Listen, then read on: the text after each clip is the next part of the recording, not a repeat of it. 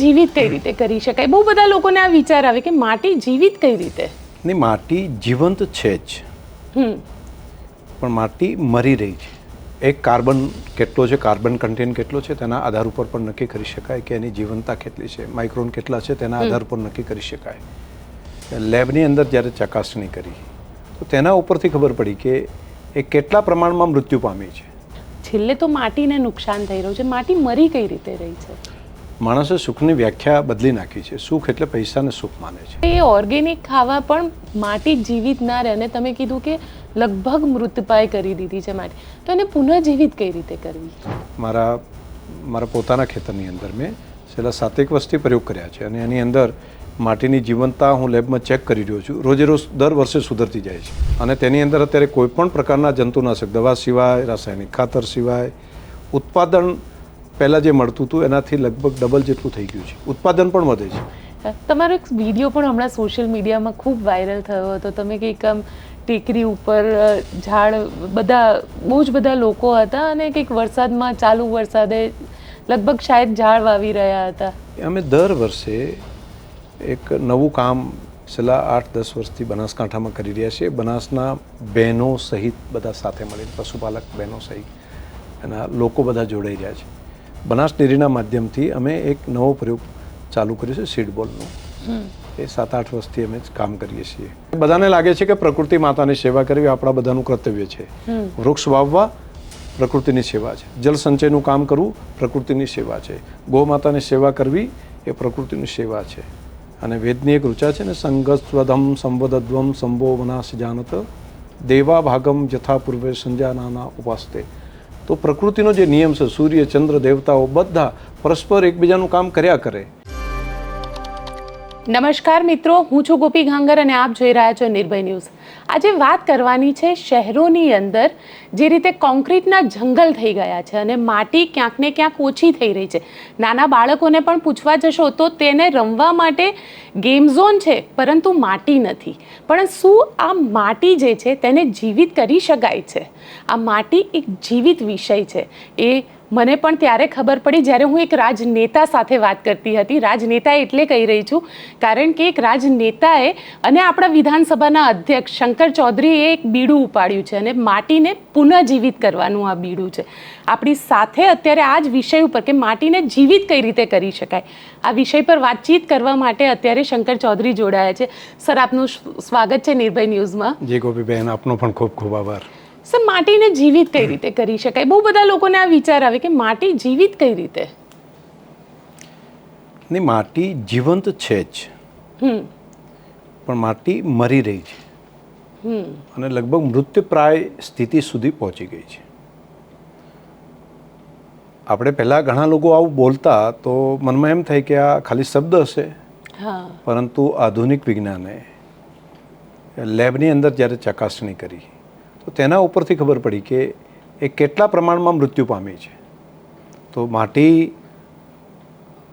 જે રીતે વનસ્પતિની અંદર પ્રાણ છે એ જ પ્રમાણે માટી પણ જીવંત છે. એની અંદર સૂક્ષ્મ જીવાણુ, સૂક્ષ્મ માઇક્રોન, ફંગસ, શ્વસન પ્રક્રિયા, આ બધી ઘટનાઓ છે ત્યાં અને તેને માપી શકાય છે.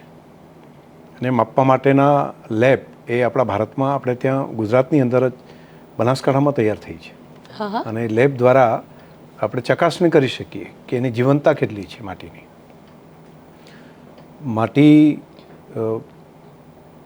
એક કાર્બન કેટલો છે, કાર્બન કન્ટેન્ટ કેટલો છે તેના આધાર ઉપર પણ નક્કી કરી શકાય કે એની જીવંતતા કેટલી છે. માઇક્રોન કેટલા છે તેના આધાર પર નક્કી કરી શકાય. અને બાકીના ટેસ્ટો પણ ઘણા બધા કરી શકાય કે લબ્ધ પ્રમાણની અંદર તેની અંદર કઈ કઈ વસ્તુઓ રહેલી છે અને લભ્ય કઈ કઈ નથી. તો આ બધી બાબતો માટીની જીવંતતા ઉપર જ બધો આધાર છે. માટી જો જીવંત છે તો તેના આધાર ઉપર વનસ્પતિ થઈ શકશે, ખેતીના પાક થઈ શકશે અને એના આધારે તો માનવ, પ્રાણી બધાનો ખોરાક, મોટા ભાગનો ખોરાક એ માટી ઉપર તૈયાર થયેલી વસ્તુ છે. માટીની જીવંતતાથી જ એક નાનકડો વડનું જે બીજ હોય છે, એ તો વડનો ટેટો કદાચ મોટો હોય, ટેટાની અંદર હજારોની સંખ્યામાં નાના નાના બીજ હોય છે. એ નાનકડું એક બીજ એ રાઈના દાણાથી પણ બહુ નાનું હોય, રાઈનો દાણો બહુ મોટો હોય, એનાથી પણ નાનું હોય. તેની અંદરથી તેને જીવંત કરવાનું કામ એ માટી કરે છે. તેની અંદર રહેલી સત્વ એને યોગ્ય એન્વાયરમેન્ટ આપીને માટી એની અંદરથી મોટું વૃક્ષ બનાવવાનું કામ કરે છે, મોટા આખા વૃક્ષ બનાવવાનું કામ છે. એ તેની જીવંતતા છે. એ જીવંતતાના આધાર ઉપર નક્કી કરી શકાય. પણ તમે કીધું કે માટી અત્યારે મરી રહી છે. હા, મનુષ્ય આજે એટલો ઘેલો થઈ ગયો છે કે જેને કહેવાય કે દરેક જગ્યાએ તમને કોન્ક્રીટના જંગલ દેખાતા હશે શહેરોની અંદર તો, પણ ગામડામાં પણ ફર્ટિલાઇઝર વાપરે છે કારણ કે પાક સારો આવે કે કંઈ પણ. ખેડૂતો પોતે પણ અલગ અલગ તરીકેના ઉપાય કરતા હોય છે કે માટીમાં પાક સારો થાય. છેલ્લે તો માટીને નુકસાન થઈ રહ્યું છે. માટી મરી કઈ રીતે રહી છે? જો એક સૌથી પહેલું મુખ્ય કારણ જોવા જઈએ તો માણસે સુખની વ્યાખ્યા બદલી નાખી છે. સુખ એટલે પૈસાને સુખ માને છે. એટલે પૈસાદાર હોય તો એને કે એ સુખી છે. તો ખરેખર એવું છે નહીં. એ તો સુખના પ્રકારો તો અલગ અલગ છે. સુખ એટલે મનનું સુખ, તનનું સુખ, બુદ્ધિનું સુખ, આત્માનું સુખ, તો ચિત્તનું સુખ. તો આપણે ત્યાં માત્ર એક સુખથી સીમિત માણસ રહી ગયા અને એક હરીફાઈમાં દોડવા માંડ્યા એટલે બાકીના બધા પણ તેની પાછળ દોડવા માંડ્યા. એમ લાગ્યું કે એક ટોળું દોડે છે તો ચલો આપણે પણ દોડવા માંડીએ. તો લગભગ ભૌતિકતાની આ વિષયની અંદર મુખ્ય કારણ આ છે કે ભૌતિક વ્યવસ્થા જે વધુ ઉત્પાદન, વધુ વ્યવસ્થા, વધારે લઈએ, વધુ ભેગું કરીએ અને સંગ્રહખોરી વધારે રાખીએ, પોતાની પાસે વધારે હોય, પોતે વધારે વાપરીએ, આ જે ભાવ જાગ્યો તેના કારણે કરીને માટીને સૌથી મોટું નુકસાન થયું. નુકસાન કેવું થયું? નુકસાન કોનું કર્યું? તો માત્ર માટીનું કર્યું નથી. માટીનું નુકસાન છે તો માનવજાત અને તમામ સજીવનું નુકસાન છે. પહેલાં તો સિમેન્ટ કોન્ક્રીટના જંગલ જે આપે વાત કરી બિલકુલ સાચી છે કે શહેરોની અંદર જઈએ તો ઓક્સિજન ક્યાંથી મળશે? શું સિમેન્ટના મોટા ફ્લેટની અંદરથી ઓક્સિજન મળશે? ઓક્સિજન મેળવવા માટેની આપણા અંદરથી ઝેર જે નીકળે છે, ઉશ્વાસ તરીકે કાર્બન ડાયોક્સાઇડ CO2 નીકળે છે, એને O2માં ઓક્સિજનની અંદર પરિવર્તિત કરવાનું કામ તો એ પાંદડા કરે છે વનસ્પતિના. તો એ તો છે જ નહીં. અત્યારે તો એનું જે પ્રમાણ જોઈએ લગભગ ઘટી ગયું છે. તો જે રીતે ઓક્સિજનનું પ્રમાણ શહેરોની અંદર ઘટ્યું છે તો એની હવા પ્રદૂષિત થઈ રહી છે. તેનાથી પણ મોટું જે સમસ્યા જે બની છે ખેતી માટેની જમીન બગડી રહી છે, એની હેલ્થ બગડી રહી છે. એને મારી રહ્યા છે ફર્ટિલાઇઝરના કારણે, મારી રહ્યા છે અલગ અલગ જંતુનાશક દવાઓના કારણે. DAP, યુરિયા જેવા ખાતરો વધુ ઉત્પાદન લેવા માટે વૈદ્યનાથન રિપોર્ટની અંદર કહ્યું હતું કે તમે 10% નાખજો, તો ગ્રામની અંદર નાખવાનું હતું. તેના બદલે રિપોર્ટ આવી ગયો ખાસ કરીને જ્યારે નવી ક્રાંતિ જ્યારે થઈ, હરિયાળી ક્રાંતિ, તો એનું ઉત્પાદન વધારવા માટે એ ટાઈમે કર્યું બરાબર છે, પણ એની પ્રમાણ ભાન ન રહ્યું અને પછી તો નાખતા જ ગયા. ધીમે ધીમે તેની અંદર રહેલું સોલ્ટ DAPની યુરિયામાં એ જમીનમાં ગયું અને ત્યાં નીચે આખું લેયર બનતું ગયું અને જીવંતતા જે માટીની હતી એને મૃત્યુપાય કરી નાખી. અને જે માઇક્રોન જે માટીને સતત જીવતા રાખતા હતા, જેના કારણે વનસ્પતિ ઉગતી હતી, જેના કારણે અંકુરિત થતું હતું, જેની પોષણ ક્ષમતા એ વનસ્પતિની અંદર આવતી હતી, લગભગ આપણે ત્યાંથી ખલાસ થવા માંડ્યું છે. 2% જેટલી કાર્બન ક્ષમતા જે માટીની હોય અત્યારે લગભગ 0.1-2 આજુબાજુ માટીનું બચ્યું છે. અને એ જ્યારે 0થી આગળ વધે છે એટલે આ જેવી સરફેસ છે આપણી એવી સ્થિતિ થઈ જશે. જે રીતે માટી હોય તો પણ એવી થઈ, માટી હોય તો એની અંદર ઉગી ન શકે. માટી હોય પણ એનું પોષક તત્વ જ એને મૃત્યુ થઈ જાય તો પછી શું થાય? પછી તો એની અંદર જે રીતે અહીંયા પણ તમે કુંડામાં કે માટી સિવાય પણ પ્રોટીન અંદર નાખો, યુરિયા નાખો, નાઇટ્રોજન નાખો, પોટાશ નાખો, સલ્ફર નાખો, એ બધું એડ કરી અને ઉગાડવું હોય તો ઉગી શકે. પરંતુ એ ખોરાક નથી, એ માટીની જીવંતતા નથી. એ તો બધું સતત નાખ્યા જ કરવું પડે અને નાખેલું છે આર્ટિફિશિયલ છે, એ રાસાયણિક છે. એ બધું ખોરાકમાં જાય છે, એ વનસ્પતિની અંદર આવે, ખેતીના પાકમાં આવે અને કેન્સર સહિતની અનેક બીમારીઓને નોતરવાનું કામ કરી શકે. એટલે હું વાત કરું કે માટીમાંથી ઉત્પાદન લેવા માટે શું કરે તો આ નશા જેવું છે અત્યારે જે નાખી રહ્યા છે બધું. એનો ખોરાક નથી, ફૂડ સપ્લિમેન્ટરી છે. ફૂડ સપ્લિમેન્ટરી આપીને ટકાવો. વ્યસન દારૂનો હોય તો એને વ્યસન કેફીનનો વ્યસની હોય આપે એટલા ટાઈમ એને આપે એવી સ્થિતિ માટીની કરી દીધી છે. માટીનો રિયલ ખોરાક એ વનસ્પતિના પાંદડા અને પ્રાણીઓનું ડંખ એ તેનો ખોરાક છે. એ ખોરાકને દૂર કરી દીધો. એનું યુરિન, ડંગ, પાંદડા એ એનો રિયલ માટીનો ખોરાક છે.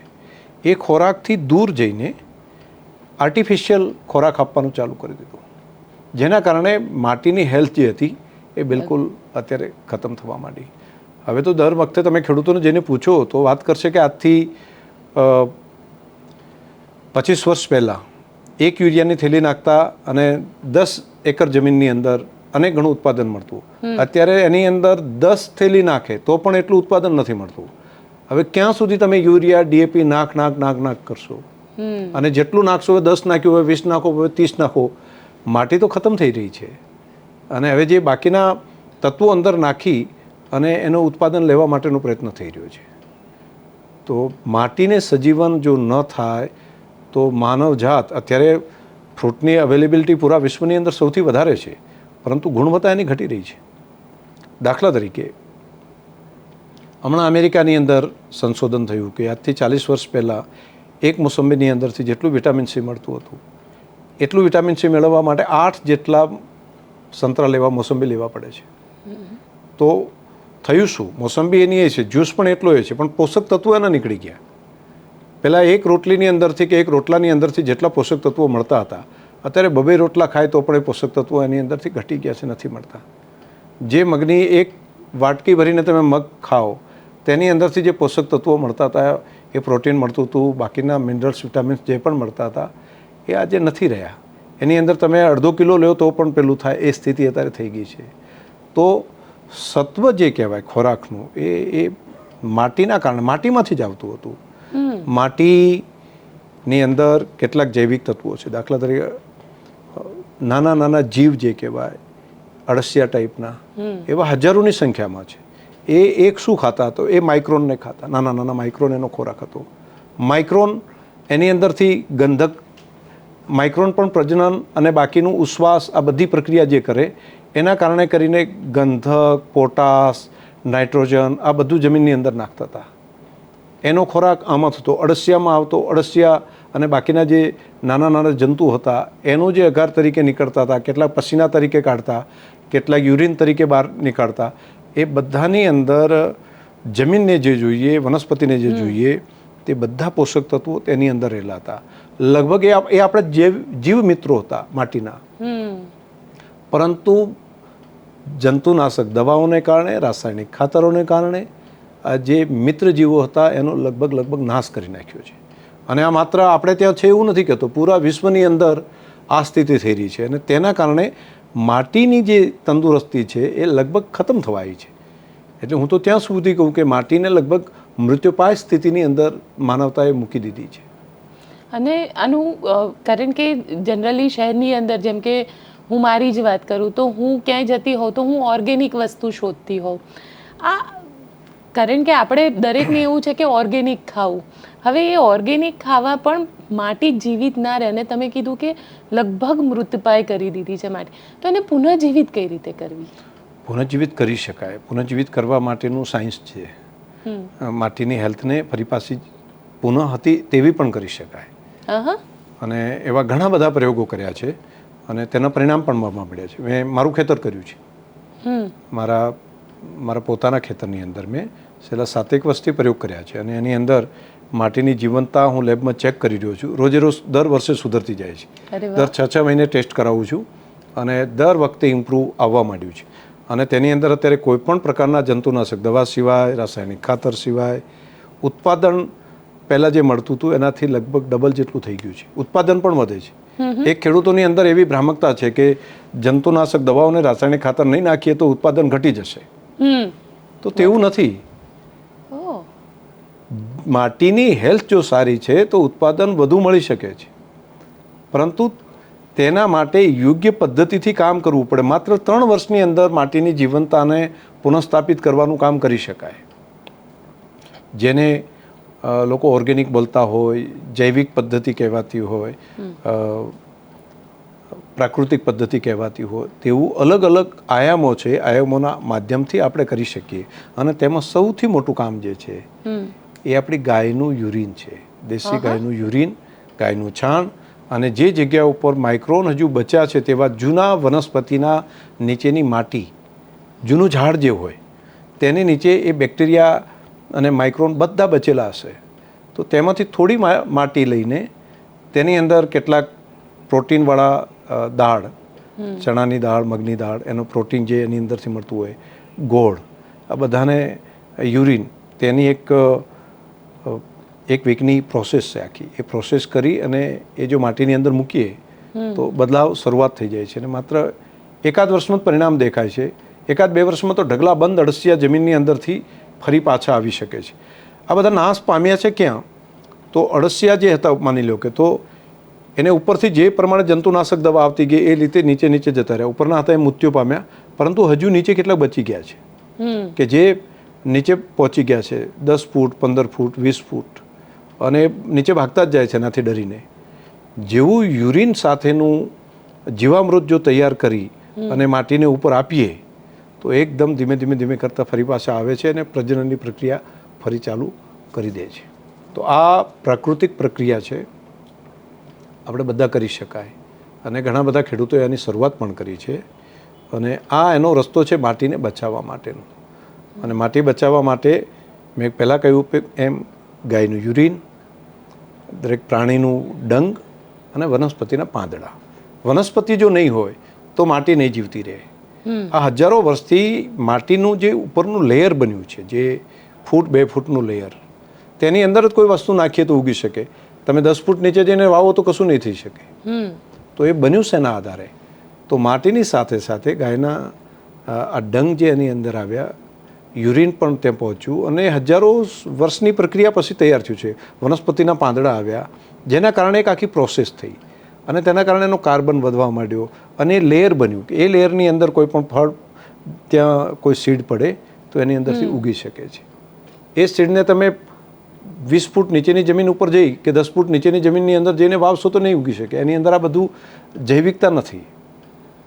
તો આ ઉપરનું જે લેયર છે એને બચાવી રાખવું પડે, અને એ જ માટી બચાવવાનું કામ. તો જનરલી ખેડૂતો ખેડતા હોય છે અને નીચેની માટીને ઉપર લાવતા હોય છે, તો એનાથી માટી નથી બદલાતી? માટી બદલાઈ શકે. હા, એક વખત કે નીચેની માટી ઉપર આવે. એક વર્ષની અંદર એનું ઉત્પાદન એવું લાગે કે આપણું ઉત્પાદન વધી ગયું, માત્ર પોચું થશે, અંદર પોષક તત્વો છે તો થઈ શકે, પરંતુ એના કારણે ઉત્પાદન વધી જાય એવું ના થાય. માટી બદલ્યા જ કરો તો શું થાય? માટી પહેલાં એવી વાત હતી કે મોટા પ્લાવથી ખેડો, અને પ્લાવથી ઊંડી માટીને ખેડો તો તમારું ઉત્પાદન વધી જશે, આવું પણ ખેડૂતો માનતા. અને એને ગરમીમાં તપાડતા. ખરેખર ગરમીમાં તપાડાય નહીં, માટીને ઢાંકીને રાખવી પડે. એનું ઉપરનું લેયર સૂર્યને પ્રકાશમાં તપવું ન જોઈએ, એટલે વનસ્પતિ કે પાંદડાથી એને ઢાંકી રાખવી પડે. અને ઢાંકેલી હશે તો જ એના માઇક્રોન જીવતા રહેશે. સતત જો એને ખુલ્લા તો 1-2 વર્ષ ઉત્પાદન વધુ મળશે, પરંતુ 4-5મા વર્ષથી જેવા માઇક્રોન ઘટ્યા, જેવું કાર્બન ઘટ્યો, એટલે ઉત્પાદન એકદમ ડાઉન થવા માંડશે.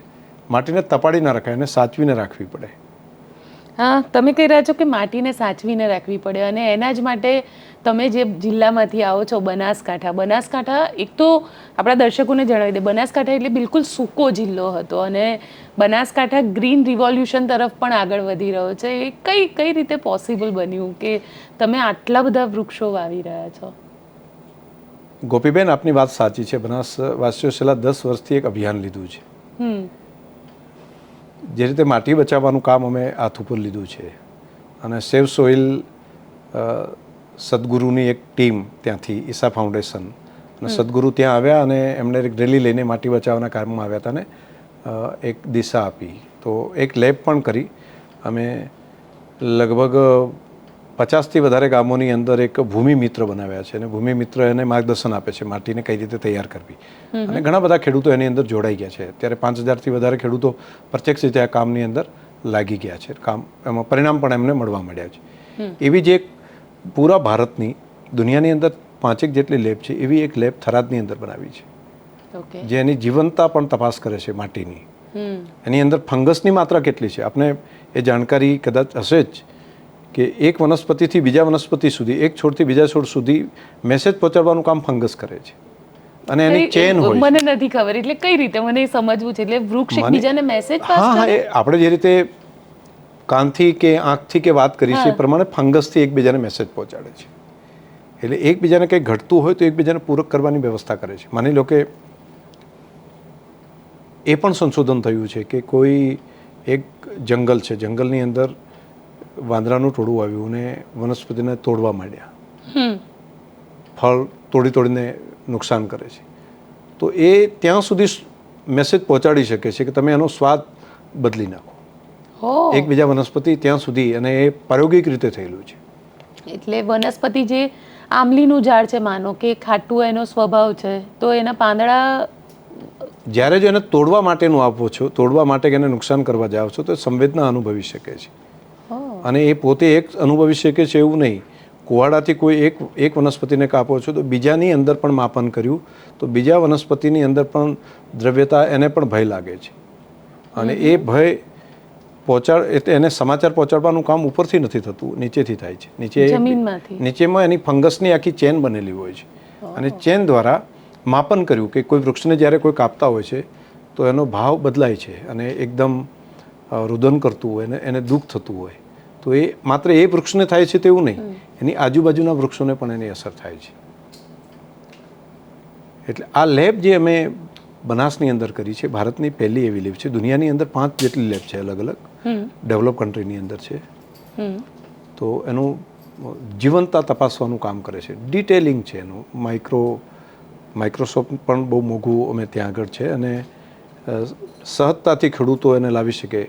દુનિયાની અંદર તો એના 50,000થી વધારે ટેસ્ટની કિંમત થાય છે ડોલરમાં જોઈએ તો, પરંતુ એ જ ટેસ્ટ અમે અહીંયા આગળ ખેડૂતો માટે બિલકુલ 200-500 રૂપિયાની અંદર તૈયાર કરીને આપવાનું કામ કરી રહ્યા છીએ. અને બિલકુલ આપણા ભારતીય વ્યવસ્થાની અંદર એને બનાવ્યું છે. અને એ એક અદ્ભુત છે આપણા દેશ માટે પહેલી આ એક ઘટના છે. તેના આધાર ઉપર ખેડૂત કામ કરતા થાય અને જમીનની હેલ્થ એને ઠીક કરતા થાય. તો વૃક્ષની જ્યાં સુધી આપણે વાત કરી તો ગોપીબેન, માટીને બચાવી હશે તો ઝાડ રાખવા જ પડશે. કેટલાક વર્ષોથી ખેડૂતના મનમાં એવું થયું કે ઝાડ ખેતરના શેઢે હોવાથી એનો છાંયડો પડે છે, છાંયો પડવાને કારણે એટલી જમીનમાં ઉત્પાદન નથી થતું. બીજું એક એવું હતું કે ઝાડ એના કિનારે રહેવાથી ત્યાં આવીને પંખીઓ બેસે છે અને પંખીઓ બેસીને પંખીઓ ખેતીના પાકને નુકસાન કરે છે. આ બે માન્યતાને કારણેથી હજારો વર્ષથી જે તૈયાર થયેલા વૃક્ષો હતા એ લગભગ કપાઈ ગયા. વાડો પણ કાઢીને ત્યાં વાયર ફેન્સિંગ બધાએ કરી નાખ્યું. કેમ? ઉપર પંખીઓ બેસશે અથવા છાંયો તેનો આવશે, છાયાથી નુકસાન થશે. ખરેખર એવું નહોતું. હા, છાંયો પડે તો ત્યાં પાક થોડો ઓછો થાય, પરંતુ એ વનસ્પતિના પાંદડા પડવાને કારણે આખા જમીનની ફર્ટિલિટી વધતી હતી. એ પંખીઓ આવીને કેટલીક વસ્તુ કદાચ ખેતીના પાકને થોડું નુકસાન કરતા હતા, પરંતુ જે નુકસાન કરવાવાળા કીટકો હતા તેને બધાને પંખીઓ ખાઈ જતા હતા. અને ખાલી ખાતું એવું જ પંખી નહીં, પંખી એની અંદરથી એનો ડંગ જે નાખે, એની અંદર એનું યુરિન ત્યાં આગળ નાખે. એ જમીન માટે ખૂબ જરૂરી હતું. એના માટે પછી ડીએપી, યુરિયા કે પોટાશની કે સલ્ફરની કે ગંધકની જરૂર નહોતી, એ એની અંદરથી જ મળી રહેતું હતું. તો એ પૂરી ઇકોસિસ્ટમ હતી એ ડેમેજ થઈ ગઈ. અમે આને પુનઃજીવિત કરવાનું કામ કર્યું. ખેડૂતોને આ બાબતમાં જાગૃત કર્યા કે ખેતરના કિનારા ઉપર આપણે વૃક્ષ વાવો. અને બનાસકાંઠા જિલ્લાની અંદર લીમડા બહુ થાય છે. એટલે અત્યારે તમે જોશો તો 10 વર્ષમાં કરોડો લીમડા એ થઈ રહ્યા છે. પહેલાં નહોતા થતા એવું નહીં, પરંતુ હવે લોકોએ કાપવાનું બંધ કર્યું અને એને થવા દીધા મોટા. એટલે અત્યારે 10 વર્ષના લીમડા તમે જોશો તો બનાસકાંઠા જિલ્લાની અંદર કરોડોની અંદર, ઉપરથી હેલિકોપ્ટરથી કોઈ જતા હોય કે સેટેલાઇટના ફોટા જોશો તો એકદમ તમને નવું દેખાશે, હરિયાળું દેખાશે. એક કામ આ કર્યું. તેના સિવાય ડેરીના માધ્યમથી અમે દર વર્ષે 50 લાખ જેટલા ફળાવ ઝાડ, આંબા, જાંબુ, અલગ બધા ઝાડ, ચંદન સહિતના વૃક્ષો અમે ખેડૂતોને આપવાનું ચાલુ કર્યું દૂધ મંડળીઓના માધ્યમથી. તો એ પણ છેલ્લા 10 વર્ષથી કન્ટિન્યુ ચલાવતા ગયા અભિયાન. અને અત્યારે છેલ્લા 2 વર્ષથી આંબા બહારથી કેરીઓ નથી લાવવી પડતી. બનાસકાંઠા પોતે કેરીઓનું ઉત્પાદન કરતું થઈ ગયું. જાંબુ પણ એટલા મોટા પ્રમાણમાં, દાડમ પણ એટલા મોટા પ્રમાણમાં થઈ રહ્યા છે, સીતાફળ પણ થવા માંડ્યા છે, અલગ અલગ બધી ફળાઉ ઝાડ મોટા પ્રમાણમાં થયા છે. તો આ એક એના ડ્યુઅલ, એક તો ઓક્સિજન મળશે, નવી આવક મળશે, જમીનની સેહત સુધરશે અને ખેડૂતની ઇન્કમ એક વધારે થશે. જે રીતે ખેતરના 3 પાર્ટ છે, એક તળિયું, બીજું કિનારો અને બીજું ઘાસ. તો ઘાસમાંથી ગાય ભેંસને ખવડાવવાનું, એમાંથી જે ખાતર આવશે એ માટીનો ખોરાક બનશે, અને બીજું ખેતરના કિનારે જે વૃક્ષો છે એ પણ આના પાંદડા જે છે એ પણ જમીનની ફર્ટિલિટી સુધારશે અને તેની પણ ફળાવ ઝાડ હશે તો એક આવક થશે. તો આવું એક સિસ્ટમ બનાવી અને એમાં ખૂબ સફળતા મળી. મારા મનમાં એવું છે કે એક જિલ્લો આપણે એવો બનાવીએ કે જે બિલકુલ પ્રાકૃતિક હોય, જેને આપ ઓર્ગેનિક કહો છો, તો એની અંદર તૈયાર થયેલો ખોરાક ઝેરમુક્ત હોય. જે ખોરાક ખાઈને માનવતા મૃત્યુ ના પામે, માનવતા પાંગરી શકે, તેની અંદર પોષક તત્વો ભરપૂર પહેલાં જે આજથી 100 વર્ષ પહેલાં હતા તેવા ફરી પાછા નિર્માણ કરીએ. અને તે માટે અમારી પાસે લગભગ 30 લાખ જેટલા ગાય ભેંસ છે. એનું કાવડંગ છે. હા, એનું અમે વેલ્યુ એડિશન કરીને એ માટીનો ખોરાક છે એને તૈયાર કરવા જઈ રહ્યા છીએ. તેમાં બાયો CNG ગેસ પણ નીકળે અને ખાતર પણ નીકળે, જેની અંદર કેટલાક તત્વો ખૂટતા હોય તો અમે એડ પણ કરીએ છીએ. દાખલા તરીકે ફોસ્ફરસની પ્રમાણ ત્યાં ઘટ્યું હોય તો અમે રોક ફોસ્ફરસ એની અંદર માટીમાંથી બનેલો, ખાણમાંથી બનેલો ફોસ્ફરસ એ પણ એની સાથે છંટકાવ કરીએ, ફોસ્ફરસ પણ થાય. બીજી, જમીનમાં બધું પડ્યું છે, એની લભ્યતા નથી થતી. એ લભ્યતા જો કરી દઈએ તો વેલ્યુ એડિશન ઓટોમેટિક ઇકોસિસ્ટમ પોતે કરી આપે. બહારથી કંઈ ઉમેરવાની કોઈ જરૂર જ નથી, બધું માટીની અંદર છે જ. અને એ જ મૂળ વાટે વનસ્પતિમાં જાય છે અને વનસ્પતિ અલગ અલગ રીતે પહોંચાડે છે. અને આનું સાયન્સ તો ગોપીબેન બહુ અદ્ભુત છે. તમે જોશો, ઝાડ જે વાવેલા હશે તો ઝાડ અને ધરતી, માટી એ બંનેની ખૂબ આત્મીયતા છે. એ વૃક્ષ છે એ ધરતીનું સંતાન છે. તો માને જ્યારે જરૂર પડે, ઉનાળાની ગરમી આવે અને માટીને જ્યારે પાણીની વધારે જરૂર પડે તો આખા સમયમાં એણે મૂળિયા વાટે પાણી લઈ અને પાંદડા સુધી પહોંચાડે. અને પાંદડામાંથી પછી એ સૂર્યપ્રકાશ જ્યારે લેવાનું કામ કરે એ વખતે એમાંથી પાણી કેટલું છૂટું પડતું હોય છે, બાષ્પીભવન થતું હોય છે. અને તો ઉનાળાની સિઝનમાં જ્યારે જમીનને વધારે પાણીની જરૂર હોય તો ઝાડ શું કરે છે, એના પાંદડાને સૂકવી નાખે છે અને એનું પાણી પાછું આપી દે છે ત્યાં, અને પાણી લેવાનું બંધ કરી દે છે કે નહીં, મારી માટીને જરૂર છે મારા પાણીની. તો તમે જોશો એ વખતે પાનખર ઋતુ આવી જાય છે. અને દર વર્ષે માટીને એના ખોરાકની જરૂર છે તો એ પાંદડા બધા માટીને આપી દે છે. કેમ? હું તારી પાસેથી ખોરાક લઉં છું તો મારું કર્તવ્ય છે કે હું તારા પાંદડા તને આપી દઈશ, એ તારો ખોરાક છે. આ પ્રકૃતિએ બનાવેલી સિસ્ટમ હતી અને એ જ જીવંતતા છે. અને એને અનુભવવાનું આપણે ધીમે ધીમે જોઈએ છીએ, નજર પણ સજાગ નથી, સભાન નથી. આપણે જાણીએ છીએ પરંતુ સભાન નથી. આ ઇકોસિસ્ટમને જ્યાં જ્યાં આપણે ડેમેજ કરીએ છીએ તે ડેમેજ માત્ર ઇકોસિસ્ટમનું થાય એવું નથી, આપણું પોતાનું થાય છે, આપણી નવી જનરેશનનું થઈ રહ્યું છે. એટલે પૂરી ઇકોસિસ્ટમને બદલાઈ રાખવી અને બચાવી રાખવી પડે. હા, તમે કહી રહ્યા છો કે પૂરી ઇકોસિસ્ટમને બચાવી રાખવી પડે. તમને પૂછી લો, કારણ કે તમે બનાસ ડેરી સાથે પણ જોડાયેલા છો. ત્યાંના જે પશુપાલકો છે, આ પશુપાલકો પોતે એને કેવી રીતે જીવિત રાખી રહ્યા છે? કારણ કે બનાસ ડેરી પણ આની અંદર ખૂબ મોટું યોગદાન આપી રહી છે. ઓપીબેન, બનાસ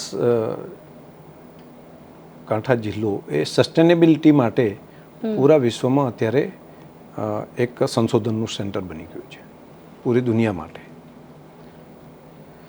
સસ્ટેનેબિલિટી શું હોય? એક વખત કોઈ પણ વસ્તુ લઈ લીધી અને પછી ખતમ થઈ તેવું નહીં, એ કન્ટિન્યુટ થયા જ કરે, ચાલ્યા જ કરે. માટીમાંથી ઘાસ નીકળે છે, ઘાસ ગાયના પેટમાં જાય છે, ગાય એને દૂધ આપે છે, સાથે ગોબર પણ આપે છે. દૂધમાંથી આવક મળે છે, ગોબર માટીનો ખોરાક બને છે, ફરી પાછી માટી તૈયાર થાય છે, ફરી એમાંથી ઘાસ આપે છે. આ આખી ઇકોસિસ્ટમ ચાલ્યા જ કરે છે. વનસ્પતિ ડેવલપ થાય, વનસ્પતિ વરસાદને ખેંચવાનું કામ કરે છે, પાણી આપે છે. તો પાણી, માટી અને આ એક પૂરી ઇકોસિસ્ટમ જેને સસ્ટેનેબિલિટી કહી શકાય. અને દર વર્ષે આ ચાલ્યા જ કરે, આ ચક્ર ચાલ્યા જ કરે, ક્યારે ખૂટે નહીં. તો આ સસ્ટેનેબિલિટી માટેનું બેસ્ટ એક્ઝામ્પલ એ બનાસ છે. હવે તેની અંદર અમે નવા પ્રાણ પૂરવાનું કામ અલગ અલગ રીતે કરી રહ્યા છીએ. અમે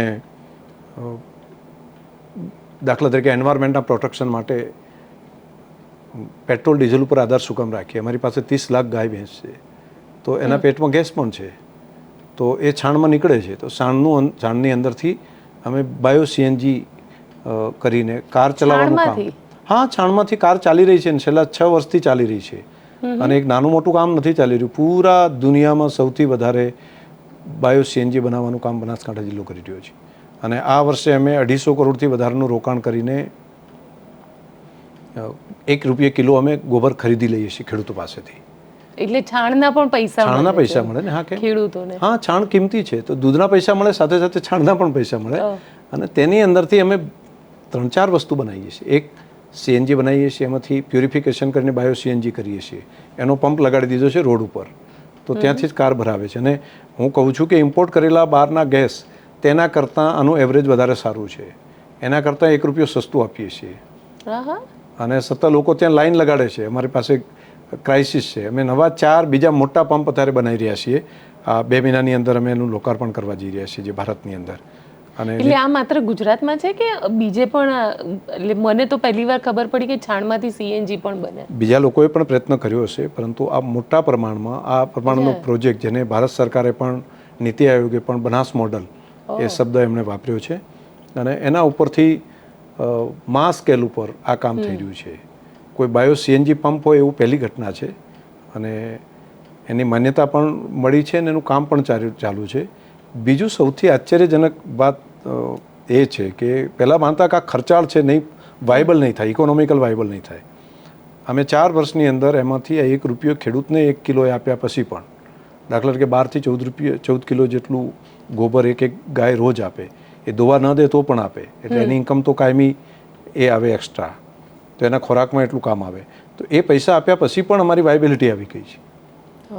અને સરકારની સબસિડી સિવાય અમે કર્યું તો પણ વાયબિલિટી આવી ગઈ છે. હવે તો ભારત સરકાર પણ એના ખાતર ઉપર, એમાંથી જે ખાતર જે બનાવીએ છીએ જૈવિક ખાતર, તો તેના ઉપર પણ ભારત સરકાર પણ વિચારી રહી છે કે એમાં જે રીતે ડીએપી યુરિયામાં સબસિડી આપે છે એ પ્રમાણે આમાંથી કમ્પ્રેસ ગેસ બનાવ્યા પછી જે ખાતર બને, તો તેમાં પણ સરકાર મદદ કરે તો જમીનની ફર્ટિલિટી સુધારી શકાય. તો ડીએપી કરતાં પણ વધારે સારા પરિણામ અમને મળવા મળ્યા છે. યુરિયા કરતાં પણ વધારે સારા પરિણામ મળે છે. અમે છેલ્લી જે સ્લરી હોય એને ટ્રેક્ટરની પાછળ ટાંકીમાં ભરીને ખેડૂતોને આપીએ છીએ, ખેતરની અંદર છંટકાવ કરે છે. તો એકદમ એની જીવંતતા થવા માંડી છે. કેટલાક બેક્ટેરિયા ડેવલપ કર્યા છે જે આણંદ યુનિવર્સિટીની અંદર તૈયાર કરેલા હતા. તો એ બેક્ટેરિયાનું વેલ્યુ એડિશન કરીને એકમાંથી કરોડો બેક્ટેરિયા બને છે. તો માટીને પુનઃજીવિત કરવા માટે આ પણ એક લેબ અમે ઊભી કરી છે અને એનું પ્રોડક્શન પણ કર્યું છે. અને એક કામ થયું. બીજું, અમે યુરિનની હમણાં એક નવી ડેરી કરી રહ્યા છીએ. ગાયના યુરિન વેચાતું લેવાનું. એક ગાયનું જે ઝરણ હોય છે એના પૈસા મળી શકે. એક ગાય મિનિમમ 12 થી 14 લીટર જેટલું યુરિન આપે છે. તો અમે ₹5 લીટર યુરિન અત્યારે પ્રોક્યોર કરવાનું અમે આ ગૌમૂત્ર જે કહીએ છીએ એ અમે આ ઓગસ્ટ મહિનાથી ચાલુ કરી રહ્યા છીએ. દેશી ગાયનું ઝરણ, અને એમાંથી ઘણી બધી વસ્તુ બનાવી રહ્યા છીએ. એટલે માની લો કે 12 લીટર જ છે અને ₹5 છે, તો 12 × 50 ₹60, એક દિવસના ₹60ની આવક આમાંથી મળશે. તો ગાય માટેનો જે ખોરાક ₹80-100 હોય, એમાંથી મોટા ભાગનો ખોરાક એના ઝરણમાંથી મળી જશે. એવી જ ઇન્કમ કાઉ ડંગમાંથી પણ થશે, છાણમાંથી થશે, તો દૂધની આવક એને એક્સ્ટ્રા મળે. અને બીજું, આ બંને સસ્ટેનેબિલિટી માટે ખૂબ ઉપયોગી છે. યુરિન અને કાઉ ડંગ બંને માટીની હેલ્થ માટે ખૂબ જરૂરી છે. તો આપણે જે ગૌમૂત્ર ભેગું કરીશું એને કઈ રીતે, એ જમીન માટે જ વાપરીશું? જમીનને અનેક તત્વો છે તેની અંદર, પોટાશ છે, મિનરલ્સ ઘણા બધા છે, વુમન હેલ્થ માટે પણ કામ આવે એવા ઘણા બધી વસ્તુઓ છે તેની અંદરથી. અને પરંતુ અમે અત્યારે હાલ જે બનાવી રહ્યા છીએ મોટા ભાગની વસ્તુ એ જમીનની હેલ્થ માટેની બનાવી રહ્યા છીએ. અને એ ચમત્કાર છે. ચમત્કાર એટલે માની લો કે કોઈ પણ ખેતરની અંદર અમે એ દવા નાખી હોય અને બીજા બાજુવાળાએ ડીએપી નાખ્યું છે, બાકી યુરિયા નાખ્યું છે. અમે આ ઘન જીવામૃત તૈયાર કરીને મૂક્યું છે. અમે આમાંથી ગાયમાંથી તૈયાર કરેલી વસ્તુ બનાવીને નાખી છે. ચમત્કાર દેખાય છે, અદ્ભુત ચમત્કાર દેખાય છે કે બાકીનું આ કર્યા પછી એનો છોડ જુઓ, આનો છોડ જુઓ, આની આવક જુઓ, આની આવક જુઓ. તો જે પોષક તત્વોને મલ્ટિપલ કરવાનું કામ આ વસ્તુ કરે છે. આવનારા સમય હું જે જોઈ રહ્યો છું એ પ્રમાણે એક આ ચમત્કાર છે. ગાયનું ઝરણ અને ગાયનું છાણ અને એની આ પ્રોસેસ એ માનવતા માટે, જમીન માટે, માનવતાની હેલ્થ માટે એક ચમત્કાર છે. એકાદ વખત રાધનપુરની અંદર જ આ ગાયના કાવ યુરિન માટેની અમે ડેરી તૈયાર કરી છે. તો એક વખત સ્થળ ઉપર વિઝિટ લેશો તો આપના ધ્યાન ઉપર આવશે. દૂધની ડેરી તો હોય, પરંતુ આ કાવ યુરિન માટેની પણ એક ડેરી બનાવી છે અને આ એક્ઝામ્પલ રૂપ બનશે. અને આવું બધા લોકો, ખેડૂતો પોતાના ખેતરની અંદર કરી શકે. અમે એવા મોડલ પણ તૈયાર કરી રહ્યા છીએ. પોતપોતાના ખેતરની અંદર યુરિન, કાવડંગ એની પ્રોસેસ કરે અને પોતાની જમીન પોતે જાતે ઠીક કરતા થાય. એની એક ટ્યુબ પણ બનાવી છે કે એમાં રોજે રોજ નાખતા જાઓ, એમાંથી પાણી ખેતર સુધી પહોંચે અને જમીન જીવતી થવાનું ફરી પાછી ચાલુ થાય. તો એક માટીની જીવંતતા માટે એક માસ સ્કેલ ઉપર અમે કરી રહ્યા છીએ. આપણા રાજ્યપાલ શ્રી છે, આપણા ગવર્નર શ્રી, પ્રાકૃતિક ખેતી, તો એ પ્રાકૃતિક ખેતી જે કરી રહ્યા છે એ પણ ગાય આધારિત ખેતીની વાત છે અને અદ્ભુત છે. એ એક સાયન્સ છે, એક વિજ્ઞાન છે અને એક વૈજ્ઞાનિક તરીકે દિશા આપી રહ્યા છે. ખેડૂતો આ પ્રમાણે જો કામ કરશે તો માટીને જ ફરી પુનઃજીવિત કરી શકાશે અને માટી જીવશે તો બધું જીવશે. માટી જીવશે તો બધું જ જીવશે.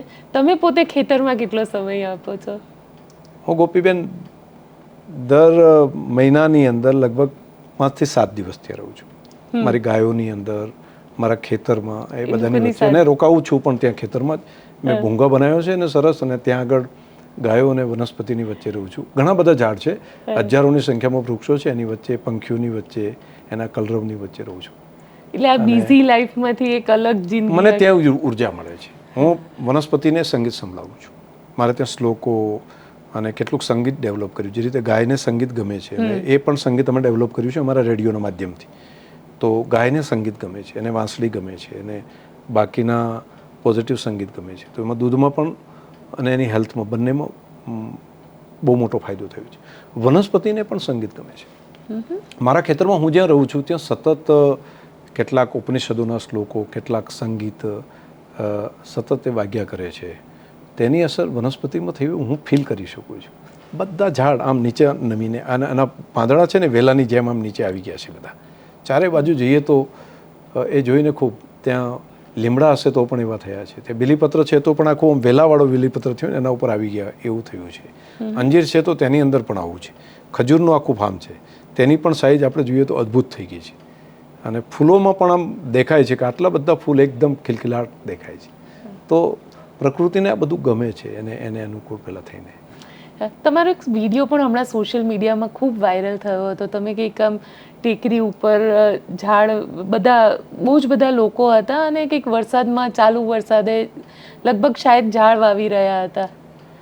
ગોપીબેન, એ હમણાંનો જે પલળેલું પેલા વરસાદ હતો એ અમે દર વર્ષે એક નવું કામ છેલ્લા 8-10 વર્ષથી બનાસકાંઠામાં કરી રહ્યા છીએ. બનાસના બહેનો સહિત બધા સાથે મળીને, પશુપાલક બહેનો સહિત એના લોકો બધા જોડાઈ રહ્યા છે. બનાસ ડેરીના માધ્યમથી અમે એક નવો પ્રયોગ ચાલુ કર્યો છે, સીડ બોલનો. એ 7-8 વર્ષથી અમે કામ કરીએ છીએ. શરૂઆતમાં અમે જે 50 મેં વાત કરી, 50 લાખ દર વર્ષે છોડ અમે આપીએ છીએ અને એ છોડ દરેકના ખેતરના કિનારે, ઘરની આજુબાજુ બધા ઝાડ બની રહ્યા છે. પરંતુ લાગ્યું કે માસ સ્કેલ ઉપર કરવું હોય તો શું કરવું? તો આટલી બધી નર્સરીની અંદર આટલા ઝાડ નથી. તો નર્સરીની અંદર આટલા વૃક્ષ ઉછેરવા પણ બહુ મહેનત થાય અને બહુ અઘરું થાય. તો એક આઈડિયા અમે ટ્રાયલ બેઝ ઉપર કર્યો કે માટી અને છાણ, ગાયનું છાણ ત્યાં ઘણું બધું છે, માટી એનો એક ગોળો બનાવીએ અને એની અંદર એક હોલ રાખીએ અને ગોળાને સૂકવી દઈએ અને પછી એમાં બીજ મૂકી દઈએ. પછી હોલને પેક કરી દઈએ તો બીજ ત્યાં સંગ્રહાઈ જશે અને છાણની અંદર એસિડિક પ્રક્રિયા પણ થઈ જશે, એની અંદર એસિડિક પ્રોસેસ પણ થઈ જશે, એટલે એને ફૂટવા માટેની પ્રક્રિયા, બધું વાતાવરણ ત્યાં મળી જશે. અમે શરૂઆતમાં ટ્રાય કર્યો અને એમાં ખૂબ સારું પરિણામ મળ્યું. એ પછી બનાસના બહેનોને અમે કહ્યું ગામે ગામે જઈને કે આ કામ આપણે ના કરીએ, ઉનાળાની સિઝન હોય તો એના બિયારણ જે જોઈએ એ અમે આપીએ અને તમે ગોળા થોડા બનાવો. તો બહેનો વાતો કરતા જાય, ભજન ગાતા જાય, ચર્ચા કરતા જાય અને ત્યાં પરસ કરતા હોય ને, એકબીજા બહેનો વાતો કરતા હોય, ત્યાં ગોળા બનાવતા જાય માટી અને છાણના, અને અહીંથી બીજ આપીએ. તો કરોડોની સંખ્યાની અંદર આવા સીડ બોલ બનાવવાનું ચાલુ થઈ ગયું અને બિલકુલ લોક ભાગીદારીથી આ કામ થઈ ગયું.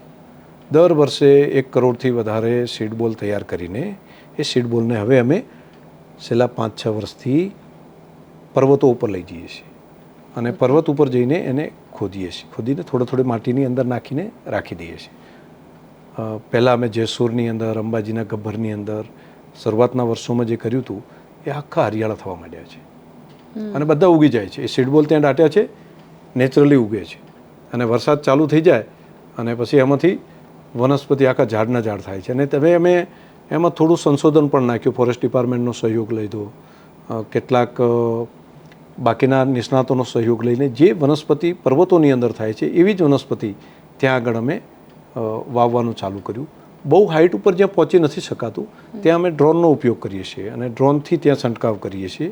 તો ત્યાં પણ થવા માંડ્યું છે અને હજારોની સંખ્યામાં લોકો આ સીડબોલ લઈને પર્વત ઉપર ચડી જાય છે. તો તમે જે ફોટાનું મારી વાત કરી એ હું પણ દર વર્ષે છેલ્લા 7 વર્ષથી આ પ્રક્રિયા કરું છું અને દર વર્ષે હું જાઉં છું અને કામ કરું છું.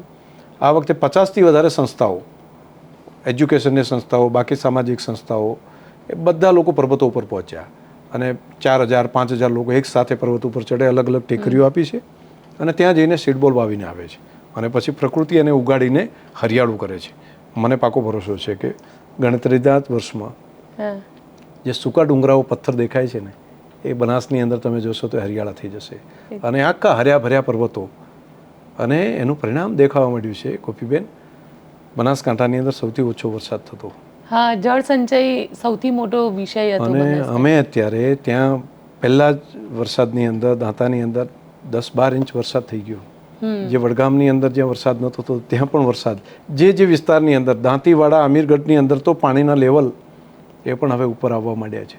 અમે એક બાજુ વૃક્ષારોપણનું કામ લીધું અને બીજું ધરતી માતામાંથી જે પાણી વર્ષોથી કાઢી લીધું છે ને 101 વર્ષમાં, તેનું આખું પેટાળ ખાલી કરી નાખ્યું છે ને, એને કેચ ધ રેન દ્વારા એને ફરી પુનઃ આપવા માટે નાના બોર બનાવીને, સોસકુવા બનાવીને, જૂના કૂવા હતા એને રિચાર્જ કરીને, જૂના ટ્યુબવેલ છે તો એને પાણી નાખીને, તળાવો બનાવીને, અમૃત સરોવર બનાવીને આ બધું કામ, જળ સંચયનું કામ પણ લીધું છે અને ધરતીને ફરી પાછું પાણી આપવું. એટલે પ્રકૃતિને જેટલું માનવ જાતે શોષણ કર્યું છે, ચલો દોહન કરે ત્યાં સુધી બરાબર છે, પરંતુ શોષણ કર્યું છે અને પેટાળમાંથી બધું પાણી કાઢી લીધું છે. છેક ગરમ પાણી આવે ત્યાં સુધી 1000 ફૂટ સુધીથી પાણી કાઢી નાખ્યું. હવે એને આપીએ જ નહીં અને ખેંચ કરીએ તો એ તો માં છે, ક્યાં સુધી આપશે? એનું ધાવણ આપશે, પરંતુ એનું લોહી પણ ગરમ ચૂસી લે એવું તો ન કરાય. અને ત્યાં સુધી માનવ જાતે કર્યું તો એને પુનઃ આપવાની વ્યવસ્થા તો કરવી જોઈએ ને. અમે આ કામ કરી રહ્યા છીએ, જળ સંચયનું કામ, અને લોક ભાગીદારીથી થઈ રહ્યું છે. હમણાં 25,000 કરતાં વધારે સોસકુવા લોકોએ બનાવ્યા. સરકારનો એક પણ રૂપિયો લીધા સિવાય લોકો પોતે પોતાના ખેતરની અંદર આ વ્યવસ્થા કરવા માંડ્યા. થોડી મદદ અમે ડેરીએ કરી, બાકી લોકોએ ઉપાડી લીધું કામ. અને હવે તમે જોશો તો બનાસની અંદર તમને એવા વિડીયા જોવા મળશે, તળાવની અંદર પાણી વાળતા હોય બધા લોકો, ચાલુ વરસાદની અંદર ત્યાં જઈને કૂવાની અંદર પાણી રિચાર્જ કરતા હોય, બોર હોય તો બોરની અંદર પાણી રિચાર્જ કરતા હોય. આવા હજારો લોકોએ જન આંદોલન તરીકે હાથ ઉપર લઈ લીધું છે અને બધાને લાગે છે કે પ્રકૃતિ માતાની સેવા કરવી આપણા બધાનું કર્તવ્ય છે. વૃક્ષ વાવવા પ્રકૃતિની સેવા છે, જલ સંચયનું કામ કરવું પ્રકૃતિની સેવા છે, ગૌ માતાની સેવા કરવી એ પ્રકૃતિની સેવા છે, માટીની હેલ્થ સુધારવી પ્રકૃતિની સેવા છે, અને પ્રકૃતિને આપણે બચાવીશું તો પ્રકૃતિ આપણને બચાવશે. બિલકુલ. પણ એક માનવ સહજ સ્વભાવ હોય છે અને માનવ સહજ સ્વભાવમાં જેમ કે બનાસકાંઠાને પશુપાલકો જે છે એ લોકોને દૂધના પૈસા મળે એટલે એ લોકો પશુપાલકોને વધારે ધ્યાન આપે. તો માટી સાથે ખેડૂતોને કઈ રીતે તમે જોઈ રહ્યા છો કે કઈ રીતે એમની ઇન્કમ એમાંથી વધશે ધીરે ધીરે? ગોપીબેન, આ એકબીજાની સાથે જોડાયેલું જ છે. દૂધની અંદર આપ જાણો છો કે દુનિયાની અંદર દર મહિને 1200 કરોડ રૂપિયા કરતાં વધારે દૂધની આવક મેળવતો વિશ્વનો એકમાત્ર જિલ્લો બનાસકાંઠા છે. દર મહિને 1200 કરોડ કરતાં વધારાની ઇન્કમ મેળવતો જિલ્લો બની ગયો છે અને એ આખા પૂરા વિશ્વની અંદર એક મેં કહ્યું એ પ્રમાણે આ પદ્ધતિથી એક સંશોધનનું સેન્ટર બની ગયો છે કે આવું પણ નાના લોકો મોટી સંખ્યામાં ભેગા થઈને આવું પોતાનો વ્યવસાય ઊભો કરી શકે. તો એનું એક આ સક્સેસ મોડલ અમૂલ મોડલ છે. પરંતુ દૂધના ધંધાને આ બધું કામ પૂરક છે. પાણી હશે તો ઘાસ છે, ઘાસ છે તો પ્રાણીઓનો ખોરાક છે, ગાય ભેંસનો ખોરાક છે, એનું કાવડંગ છે એ માટીનો ખોરાક છે. આ પૂરી સસ્ટેનેબિલિટીની વ્યવસ્થા છે ને લોકોને હવે સમજાવવા માંડ્યું છે. અને લોકોને જેવું સમજાયું છે એટલે બધા આનું રક્ષણ કરવાની વ્યવસ્થા કરે છે. બીજું, હેપીનેસ શેમાંથી મળશે? ચલો લોકોને પૈસાની પાછળ પડી જતા એને લાગે કે આટલા પૈસા થાય પછી આટલા પૈસા થાય પછી આટલા, એનો તો કોઈ અંત જ નથી. એના કારણે તો એની કોઈ લિમિટ જ નથી. અને પછી શું કરશે? તો એમાંથી સુખ નથી મળવાનું. પરંતુ પંખીના અવાજમાંથી પણ સુખ મળી શકે છે. વનસ્પતિના પાંદડાનો જે અવાજ હોય તેની અંદર થી પણ સંગીત દેખાય છે. એ નાના નાના સજીવોની સાથે મળીને, એ ગાયની સાથે રહીને એને વાલ કરવાથી પણ સંતોષ મળી શકે છે. ગાય ઉપર હાથ ફેરવવાને કારણે પણ હેપીનેસ મળી શકે છે. તો આ પૂરી એક ઇકોસિસ્ટમ છે. તો એ પૂરી ઇકોસિસ્ટમને પુનઃજીવિત કરવી પડે અને એ આપણે ત્યાં વૈદિક કાળથી ચાલી આવી પરંપરા છે. કોઈ પણ જૈવિક કે ભૌતિક કોઈ પણ વસ્તુ પોતાના માટે નથી, પોતાને નથી. દાખલા તરીકે વૃક્ષ છે તો વૃક્ષ પોતે પોતાનું ફળ જાતે નથી ખાતા. ગાય પોતાનું દૂધ જાતે નથી પીતી. અહીંયા જે આપણે કપડાં પહેર્યા છે તે કપડું પોતે પોતાનું નથી પહેરાવતું. આ ખુરશી છે તો પોતે જાતે નથી બેસતી. એકમાત્ર માનવ છે કે એને એવું લાગે છે કે આ બધું ભોગ કરવાનો મને અધિકાર છે, એવું માનવજાત માને છે. એવું નથી. એણે પણ ત્યાગીને ભોગવવું જોઈએ. એણે બીજાનું પણ રક્ષણ કરવું પડે. પ્રકૃતિનું રક્ષણ કરીને એ પોતે એનો ઉપભોગ કરે તો એ માનવ એની અંદર ખુશીઓ અંદરથી મળશે, તો હેપીનેસ એની અંદરથી મળશે. અને વેદની એક ઋચા છે ને, સંગસ્વદમ સંવદદ્વમ સંભો મનાશ જાનત દેવા ભાગમ યથા પૂર્વે સંજાનાના ઉપાસ્તે. તો પ્રકૃતિનો જે નિયમ છે, સૂર્ય ચંદ્ર દેવતાઓ બધા પરસ્પર એકબીજાનું કામ કર્યા કરે, એનો ભોગ પણ લે અને એ ભોગ પણ ભોગવે અને બીજાને ઉપયોગી થાય. તો આ કામ મને લાગે છે કે આ સસ્ટેનેબિલિટીનો નવી જે વાત છે, WHO જેને વન હેલ્થ કન્સેપ્ટ બોલે છે, વન હેલ્થ કન્સેપ્ટ, કે જેને એ લોકો બોલે છે કે વાયરસ આવ્યો તો ક્યાંથી આવ્યો, તો કોરોના ક્યાંથી આવ્યો, તો બોલે છે કે પ્રાણીઓમાંથી આવ્યો, પંખીમાંથી આવ્યો. તો પંખીમાં ક્યાંથી આવ્યો? તો વનસ્પતિમાંથી આવ્યો. વનસ્પતિમાંથી ક્યાંથી આવ્યો? માટીમાંથી આવ્યો. માટીની હેલ્થ બગાડીશું તો બધાની અંદર એમાંથી માનવ ન જીવી શકે. તો માનવને જો સલામત રહેવું છે તો વનસ્પતિ, પ્રાણીઓની હેલ્થ, વનસ્પતિની હેલ્થ અને માટીની હેલ્થ બધાનું ધ્યાન રાખવું પડશે. એ જ વન હેલ્થ કન્સેપ્ટ છે. એકબીજાના પૂરક છે. એક વધારે મજબૂત થઈ જાય માનવ અને પ્રાણીઓનો નાશ કરે તો નહીં ચાલી શકે, વનસ્પતિનો નાશ કરે તો નહીં ચાલી શકે, માટીનો નાશ કરે તો નહીં ચાલી શકે. પૂરી સિસ્ટમ છે. માટીનો ખોરાક પાંદડા અને કાવડંગ છે, વનસ્પતિનો ખોરાક એ માટી છે, વનસ્પતિ એ પ્રાણીઓ અને માણસનો ખોરાક છે, અને પ્રાણીઓનું દૂધ એ પણ માણસનો ખોરાક છે. આ એ પૂરી ઇકોસિસ્ટમ છે. આ ઇકોસિસ્ટમને સતત ચાલુ રાખવી પડે. સસ્ટેનેબિલિટીનો મંત્ર પણ એ જ છે. અને એમાંથી એકને પણ ડેમેજ કરી, એકને પણ નુકસાન કર્યું ક્યાંય, એની હેલ્થને જો નુકસાન કર્યું તો પણ આવા અનેક બીમારીઓ થઈ શકે છે, અનેક ડિસીઝ પણ થઈ શકે છે. એટલે વન હેલ્થ કન્સેપ્ટ ઉપર અત્યારે માનવનું હેલ્થ, પ્રાણીઓનું હેલ્થ, વનસ્પતિનું હેલ્થ અને માટીનું હેલ્થ, એ ચારને કલેક્ટિવ જ વિચાર કરવો પડે. અને તો જ માનવતા સુખી થઈ શકે, તો જ માનવતા પાંગરી શકે ને વિકસિત થઈ શકે. બિલકુલ, તો જ માનવતા પાંગરી શકે. અને આ કોન્સેપ્ટ સાથે આમ તો રાજનેતા કહું છું, પણ રાજનેતા કરતાં પણ મને અત્યારે એમનામાં એ જ્યારે વાત કરી રહ્યા હતા ત્યારે એક જમીન સાથે જોડાયેલા માણસનો અહેસાસ વધારે થઈ રહ્યો હતો. સર, આપ અમારી સાથે જોડાયા તો આપનો ખૂબ ખૂબ આભાર. જી ગોપીબેન, આપનો પણ ખૂબ ખૂબ આભાર. તો આપને અમારો રિપોર્ટ કેવો લાગ્યો કોમેન્ટ બોક્સમાં ચોક્કસથી લખજો.